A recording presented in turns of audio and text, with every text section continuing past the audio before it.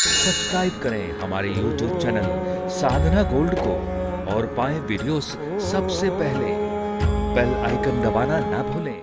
दो प्रकार की भक्ति, एक है सकाम, एक है निष्काम। सकाम का मतलब है कि हम कहीं भी जाए, किसी भी मंदिर में जाते हैं, भागवत में भी सुनने के लिए बैठते हैं, तो हमारे मन में बहुत सारे मांग हैं कि हे प्रभु, हम कथा तो सुन रहे, उसके बाद में हमें ये दे दो, वो दे दो, ये चाहिए, वो चाहिए। हाँ, इसे कहते हैं सकाम भक्ति। और निष्काम का मतलब कोई भी कामना नहीं है, जो आपको देना हो वो दो। हमने अपने तरफ से केवल मांगा तो केवल आपको मांगा, यानी कि भगवान को मांगा।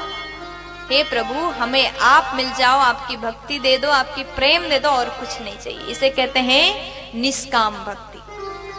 अब आप जानिएगा कि आप कौन से भक्ति करते हैं।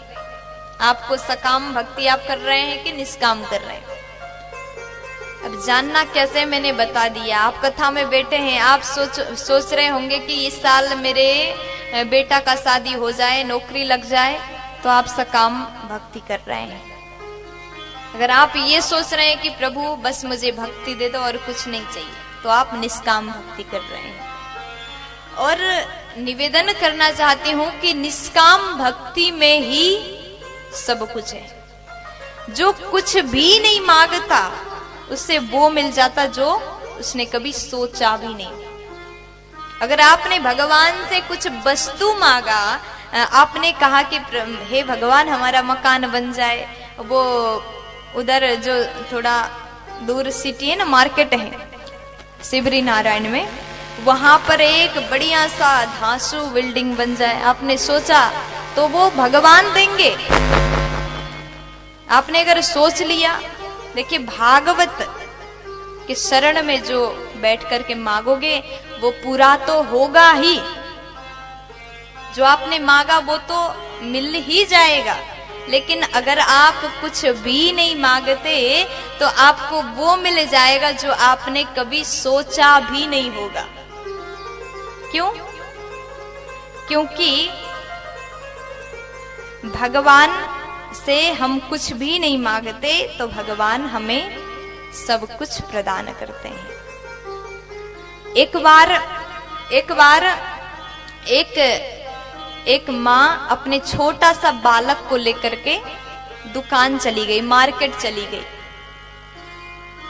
अब वो माँ थोड़ा सा गरीब थी, उनके पास में ज्यादा पैसा नहीं था, ज्यादा धन नहीं था। कुछ जरूरत के सामान लेने के लिए दुकान चली गई और कुछ खरीदा, किराने की दुकान में चली गई। फिर उनके साथ एक छोटा सा बालक भी गया था, उनका बेटा। और जब से गया, चॉकलेट के डिब्बे में वो देखता रहा। दुकानदार ने कहा कि बेटा तुम्हें क्या चाहिए? उसने कुछ जवाब नहीं दिया, बस चॉकलेट वाले डिब्बे में, टॉफी के डिब्बा में देखता रहा। दुकानदार ने ढक्कन खोल दिया, इसमें से तुम निकालो, तुम्हें कितना चाहिए। लेकिन उसने नहीं निकाला। और थोड़ी देर बाद दुकानदार ने अपने हाथ से निकाला और हाथ में जितना आया सब चॉकलेट दिया, और उस बालक ने 2 हाथ से उस टॉफी को लिया। अब वहां से आ गए, उसको टॉफी मिल गया, वो खुश हो गया, आ गया। अब उसकी माँ ने क्वेश्चन किया कि बेटा एक बात बताओ, जब वो कह रहे थे अपने मन से निकालो, तुम्हें क्या चाहिए, कितना लेना है, अपने मन से निकालो, तो तब तुम चुप रहे, और उनने दिया तो तुमने मना नहीं किया, उसको स्वीकार किया। ऐसा ये क्या था, ये क्या किया तुमने, ऐसा क्यों किया? तब वो छोटा सा बालक कहता कि माँ, अगर मैं अपने मन से निकालता तो मेरा तो छोटा सा हाथ है ना, इतना ही आता जितना मेरे हाथ में सामर्थ्य है। छोटा सा 2, 4, 5 टॉफी बन जाते। और उन्होंने अपने मन से दिया तो मेरे 2 ही हाथ भर गए। कहने का भाव है कि आप भगवान से मांगोगे तो आपने जितना मांगा उतना मिल जाएगा। अगर कुछ नहीं मांगोगे तो भगवान अपने मन से आपको जो जो चाहिए सब प्रदान करेंगे, भगवान अपने मन से देंगे। अगर मांगोगे तो कुछ सीमित चीजें आपको मिलेगा। इसलिए भगवान से कभी कुछ मत मांगो, वो सबके पिता है। पिता को पता होता है कि अपने बच्चों को क्या चाहिए। आपके बालक छोटा सा है,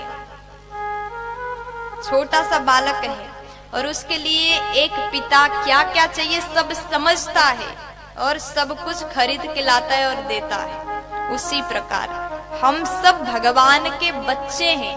भगवान के नजर में एक छोटे से हम बालक हैं और वो हमारे पिता है। उनको पता है हमें क्या चाहिए, वो सब कुछ हमें देंगे। इसलिए कभी कुछ मत मांगिए।